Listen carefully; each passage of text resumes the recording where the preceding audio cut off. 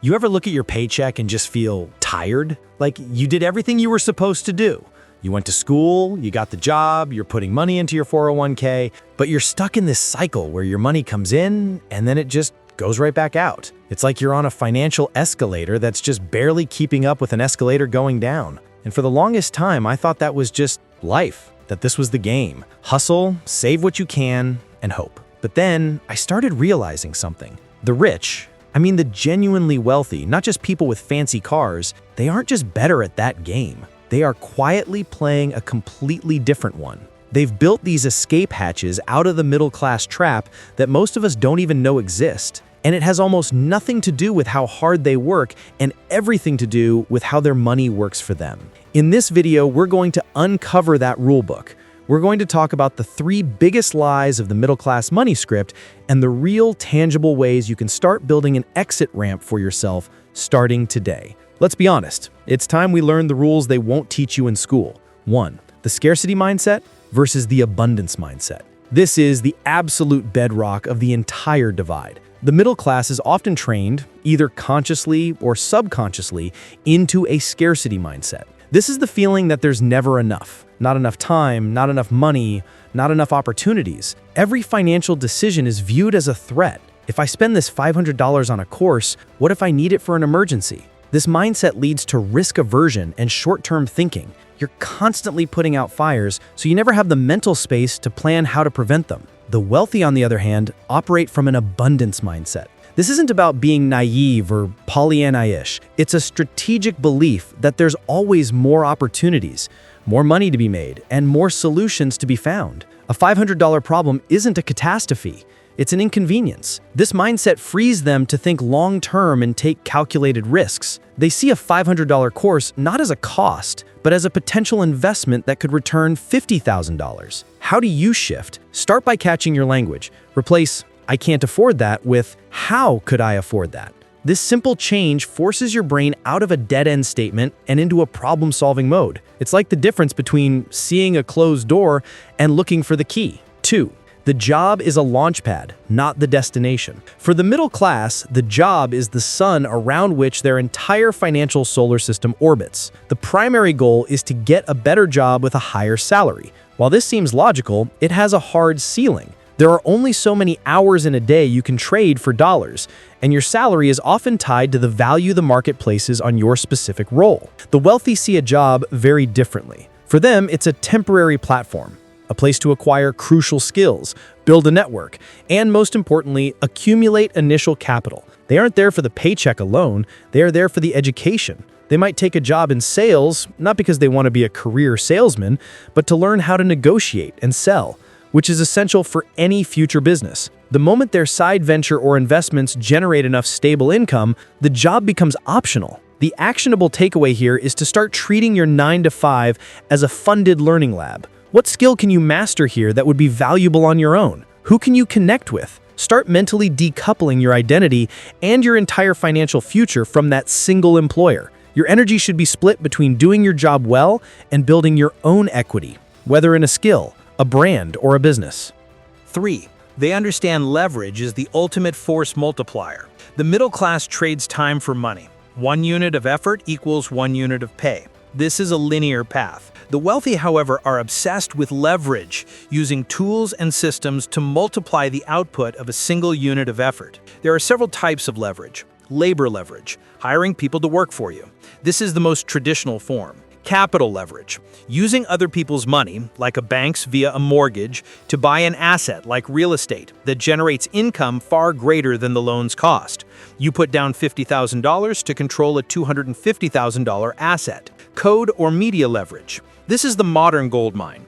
Creating a YouTube video, a software program, or an online course. You create it once, and it can be sold an infinite number of times with 0 additional effort. Your 1 unit of work is now working for you 24/7. The middle class trap is being stuck without leverage. You're the carpenter hammering 1 nail at a time. The wealthy person invents the nail gun, or better yet, finances the company that builds the factory that makes the nail guns. Your mission is to ask yourself with every project, how can I accomplish this in a way that the results continue to pay off long after the work is done? That's the seed of leverage. 4. the two-bucket system of banking. Most people have one primary checking account where money comes in and gets spent. It's like a single lake where everything flows: rainwater, drinking water, and sewage. It gets messy, and you can never really see what's what. The wealthy, and those on their way, operate with a minimum of two buckets: a checking account and a growth account. Your checking account is for operations, bills, groceries, lifestyle. But here's the critical rule. The moment your paycheck hits, a predetermined percentage, 10%, 15%, 20%, start wherever you can, is immediately auto-transferred to your growth account before you even have a chance to see it or spend it. This growth account is not a savings account for a new PlayStation. It's a sacred account whose sole purpose is to be deployed into assets. This is the capital that will buy your first stock, fund your side business, or make the down payment on an investment property. By paying yourself first and automating it, you reverse the entire financial model. Instead of income minus expenses equals savings, which often equals zero, you enforce income minus savings equals expenses. This forces you to live on what remains, effectively making wealth building a non-negotiable monthly bill you pay to your future self. Your mission is to ask yourself with every project, how can I accomplish this in a way that the results continue to pay off long after the work is done? That's the seed of leverage. 5. An obsessive focus on assets, not liabilities. The middle class is often taught that a high income and a high credit score are the ultimate goals. But income is what you make, while wealth is what you keep. The wealthy are laser-focused on one thing: buying assets that put money into their pocket while minimizing liabilities that take money out. An asset isn't just a stock or bond. It's anything that has the potential to generate cash flow or appreciate in value. A rental property is an asset. Tenant pays the mortgage and then some. A blog with ad revenue is an asset. A piece of intellectual property that earns royalties is an asset. A liability, on the other hand, is everything you own that costs you money. Your primary residence for the first many years is a liability.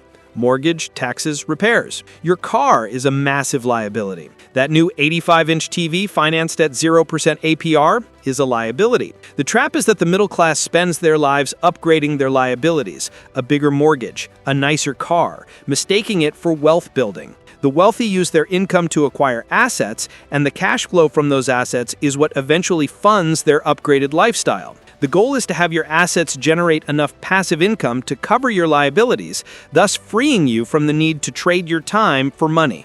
6. They are tax averse, not tax evaders. This is a huge one that is widely misunderstood. The middle class primarily pays taxes through their W-2 paycheck, which is the least efficient way to be taxed. It's your highest marginal rate, and it's taken before you even see it. The wealthy, however, structure their income to be tax averse. This means they use every legal strategy in the book to minimize their tax burden, thereby keeping more capital to reinvest. How? Their money comes through avenues that are taxed more favorably or can be deferred. Long-term capital gains from stocks held over a year are taxed at a lower rate than your salary. Depreciation on real estate allows them to show a paper loss on a property that is actually generating positive cash flow, shielding that income from taxes. Business deductions allow them to write off legitimate expenses: a home office, a portion of their car, business meals, effectively lowering their taxable business income. They aren't cheating.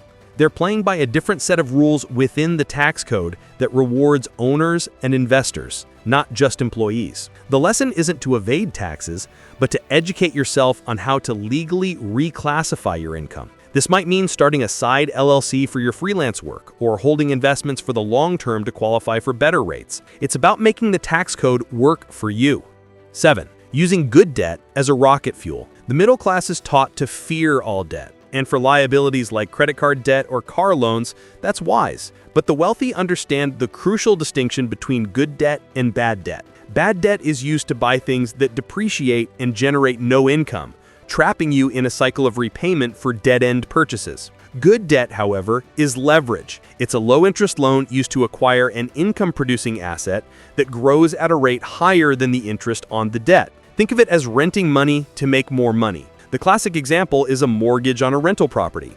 You take on a $300,000 debt at 4% interest, but that asset, the property, provides you with rental income and appreciates in value at a historical average of, say, 5 to 7%. The debt itself is creating wealth for you. The wealthy use debt to buy businesses, real estate, and other cash-flowing assets. They aren't burdened by the debt, they're empowered by it. The middle class uses debt to buy consumption, a vacation on a credit card, while the wealthy use debt to buy ownership. Your goal shouldn't be to live a debt-free life, but an asset-rich life. The first step is to analyze any potential debt by asking one question. Is this going to put money in my pocket or take money out? 8. Building a network, not just a net worth. For the middle class, networking often feels like a chore, handing out business cards at awkward events. For the wealthy, it's a core survival strategy.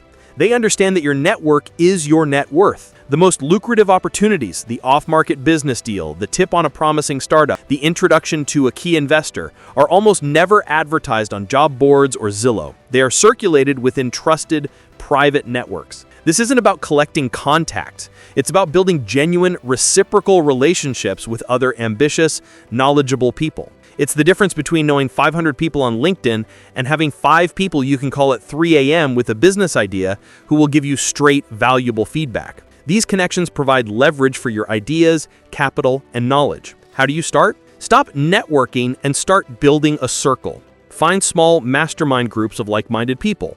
Offer value first without expecting anything in return. Introduce 2 people who should know each other. The goal is to move from being a solo operator to being a central node in a web of opportunity and information. 9. An unwavering commitment to financial self-education. The middle class often outsources their financial thinking. They rely on a single financial advisor, their HR department for 401k options, or the evening news for investment tips. The wealthy take full personal responsibility for their financial education. They are perpetual students of money, taxes, and markets. They read prospectuses, they analyze balance sheets, they understand the tax implications of their moves. This doesn't mean they don't use experts, they absolutely do, but they are educated enough to ask the right questions and challenge the advice. They know that no one will ever care more about their money than they will. This self-education is what allows them to see opportunities where others see risk. When a new asset class emerges, like cryptocurrency or AI startups, they don't dismiss it out of hand. They dive in to understand the underlying technology and potential. They turn fear of the unknown into a calculated assessment. You don't need an MBA, but you do need to commit to consuming one piece of quality financial content, a book, a podcast, a deep dive article per week. This constant drip of knowledge compounds over time, just like money, giving you the confidence to make moves others are too intimidated to attempt. 10. They aren't chasing money, they're chasing freedom. This is the North Star, the fundamental difference in objective that changes every single decision. The middle class is often taught to chase a number, a salary, a net worth, a retirement goal. If I can just make $100,000 a year, or if I can just save $1 million.